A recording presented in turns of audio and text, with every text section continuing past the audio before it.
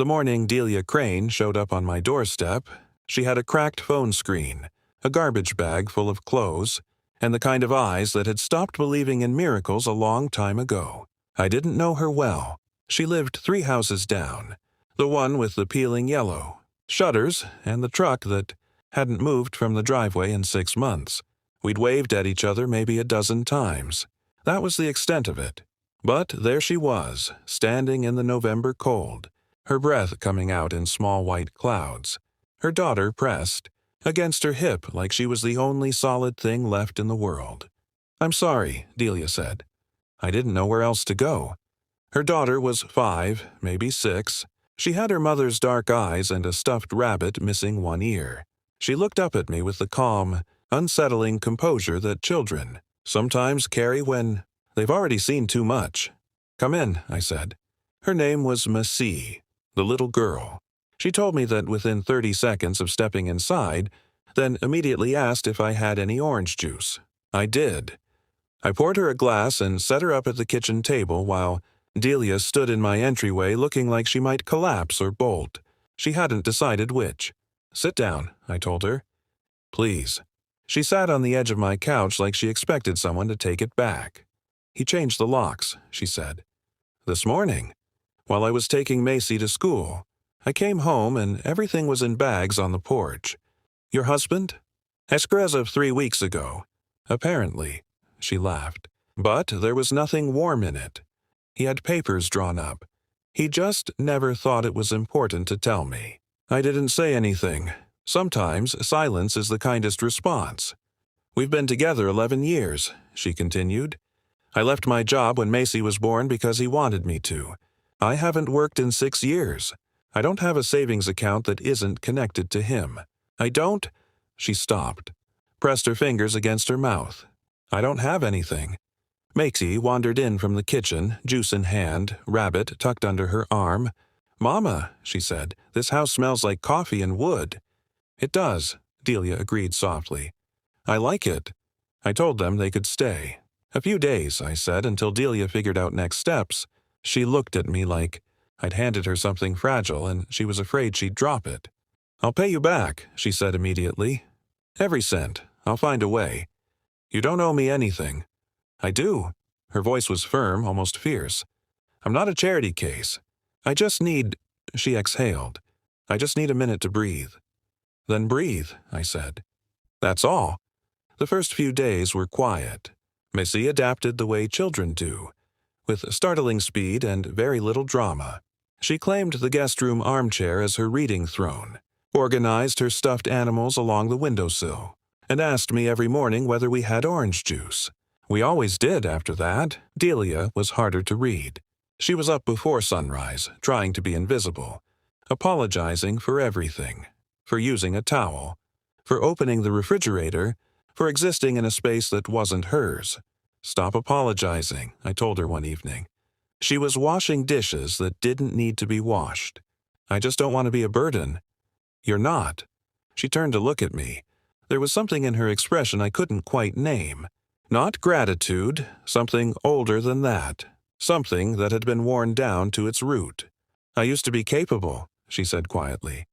"I used to be the person people called when things went wrong. I was the one who fixed things." "You still are," I said. "You got yourself and your daughter out of a bad situation with nothing but a garbage bag and sheer will. That's not weakness." She looked at me for a long moment, then turned back to the dishes. But she stopped apologizing. On the 5th night, Massie had a nightmare.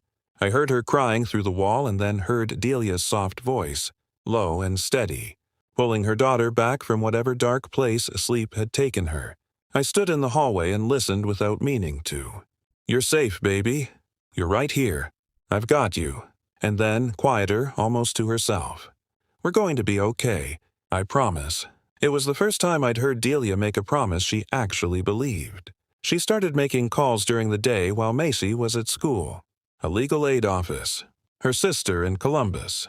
A former co-worker who might know of a job opening at an accounting firm downtown. She kept a notepad with neat, organized columns. Calls made, responses, follow-ups needed. I watched her rebuild herself in real time. It was methodical and quiet and deeply determined. One afternoon I came home to find dinner on the stove, chicken and roasted vegetables and cornbread from scratch. "You didn't have to do this," I said. "I wanted to." She handed me a bowl. "Sit down for once. You've been feeding us for a week."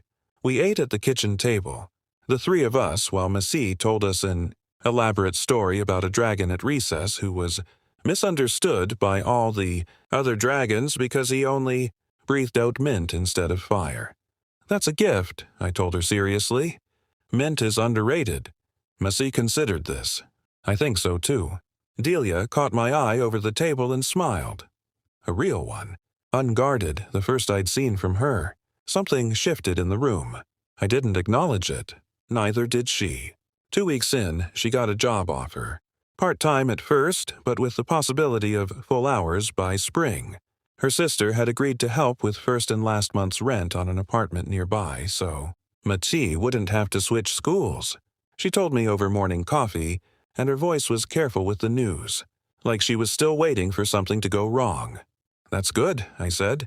"That's really good, Delia. It's not much. It's a start. Starts are everything." She was quiet for a moment, turning the mug in her hands. "I want to tell you something," she said finally. I waited. "When I showed up at your door, I had nothing. Not just materially. I mean, inside. I had nothing. I had been so diminished for so long that I had stopped expecting kindness from anyone." She looked up. "And then you just let us in, no questions, no conditions. You just opened the door." "Anyone would have," I said. "No," she said clearly. "They wouldn't have. I know because I knocked on 2 other doors first. That sat between us for a moment." "I don't know how to repay something like that," she continued. "You can't really. So I'm not going to try to make it transactional. I'm just going to tell you that what you gave me wasn't just shelter. You gave me enough time and enough safety to remember who I was before I forgot." She paused. "That's not a small thing." I didn't know what to say to that, so I just nodded. Under the table, her hand rested close to mine. Neither of us moved. The day they left, Messi wrapped her arms around my waist and squeezed with everything she had. "You can visit," she told me, "with the authority of a child who has decided something, and that's final." "I'd like that," I said. Delia stood by the door with her bags. Real luggage this time, not garbage bags. Her sister was outside in a silver sedan, engine running. "Thank you," she said, "for all of it. Take care of yourself. Both of you." She nodded. Then quietly, "You should know. You reminded me what it feels like to be around a good person." I'd forgotten what that was like. She walked out into the pale December morning, Meiji skipping ahead to the car, her one-eared rabbit bouncing under her arm.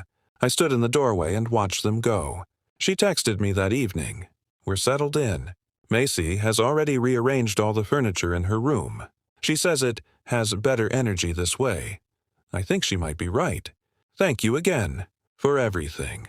For being the kind of person who opens the door. I looked at that message for a long time.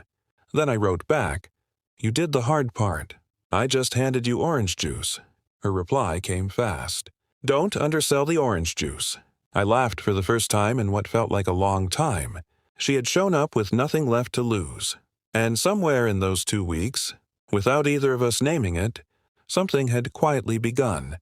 Not out of desperation, not out of obligation, but out of the simple, rare, unhurried truth that sometimes the right person appears at exactly the right door. And you just open it.